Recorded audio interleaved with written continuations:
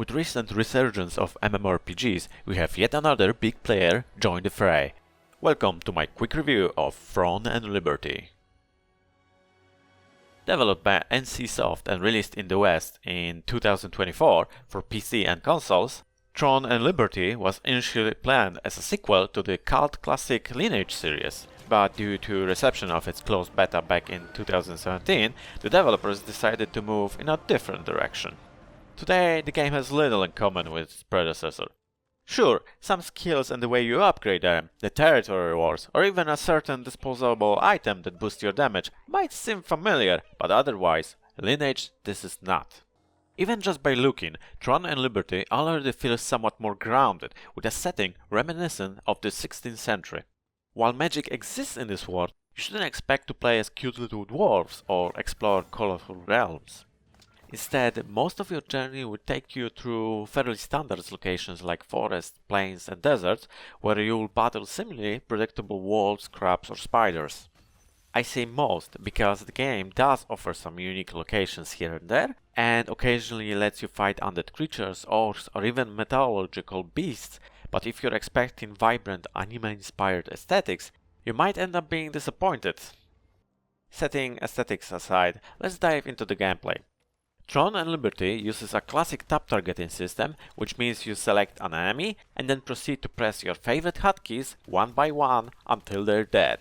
Admittedly, this system can feel outdated and clunky at times, but it also can become quite engaging thanks to various countering mechanics.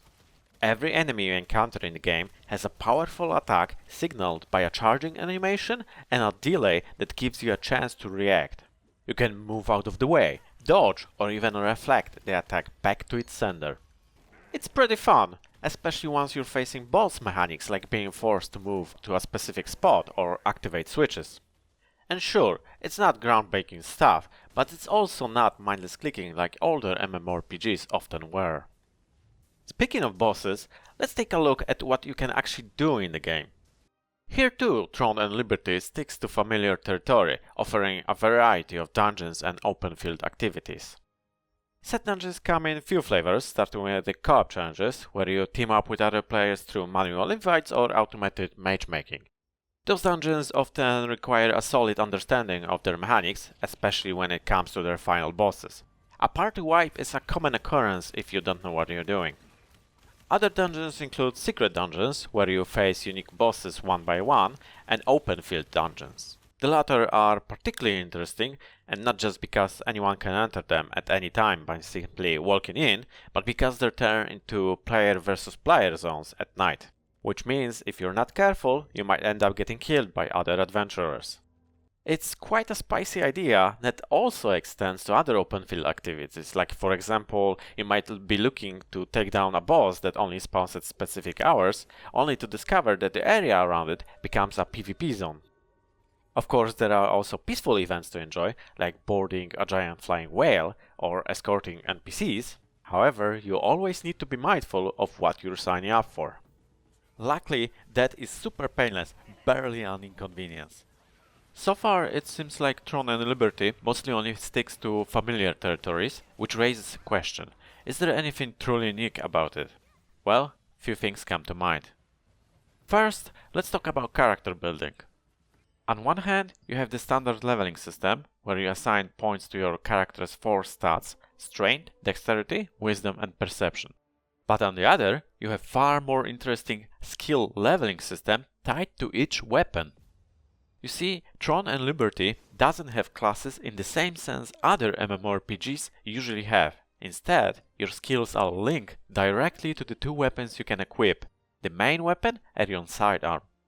As you can imagine, this makes for an interesting selection of possibilities. You can combine, for example, the tanking abilities of swords and shields with the healing spells of wands, or even the stealth and poison effects of daggers. On top of that, you can make your build even more unique by customizing your skills by, for example, switching those poison effects to lightning or adding a knockback effect to your attacks. There's even a weapon mastery system that rewards you with passive bonuses when you complete special repeatable quests. It's kinda crazy how much you can change. And if you get bored, you can always switch to a different set of weapons. Another unique aspect of Tron and Liberty is the developer's decision to completely move away from typical mounts like horses or flying dragons, and instead give your character the ability to smoothly transform into various creatures. Jump into water and you'll turn into an otter, letting you swim freely as long as you want. Press the run button and you morph into a wolf for fast movement. You can even fly by pressing the jump button as you're falling down to transform into an eagle. Honestly, I'm not entirely sure if removing traditional mounts was the right decision, but those transformations are available from the get-go, which leads to some interesting situations. The flying transformation, in particular, is quite useful for bypassing enemies or reaching otherwise inaccessible areas. Oh, and you also have the ability to transform into random enemies you encountered on your journeys, because why not? Finally, there's the auction house. After reaching the endgame, you can begin trading items with your fellow players for the in-game premium currency. It's a great feature for the free-to-play players to earn some money, although admittedly I haven't used it much myself. Still, it's a welcome addition. Now that we covered the good, let's talk about not so good. Almost immediately after starting the game, you'll notice the first major issue: performance. The game's audiovisual presentation is stunning, with professional voice acting, gorgeous graphics and invisible loading times, but unfortunately, all of it comes at a cost. Say the password, and you'll be allowed to enter. By the way, many of the townsfolk, including myself... Even if you tweak your settings, having just a handful of players nearby can tank your FPS, no matter how powerful your PC is. Another issue are the outdated controls.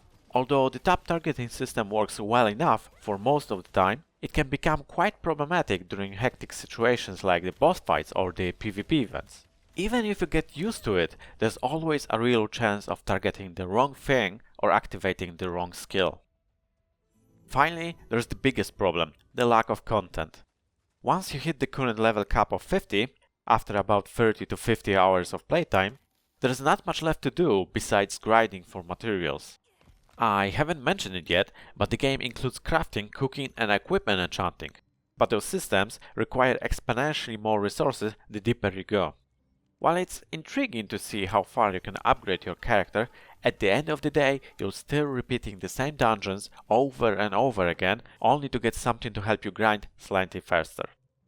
Once I completed all the quests and hit the level cap, I realized I had gotten everything I wanted out of this game. My final score: 7 out of 10. For better or worse, Tron and Liberty doesn't try to reinvent the wheel.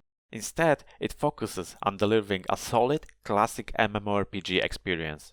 While it can feel a bit outdated at times, the beautiful world, diverse activities, and a minimal reliance on FOMO makes it a safe choice for fans of the genre.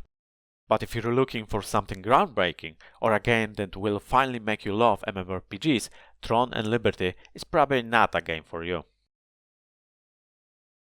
Thank you for watching.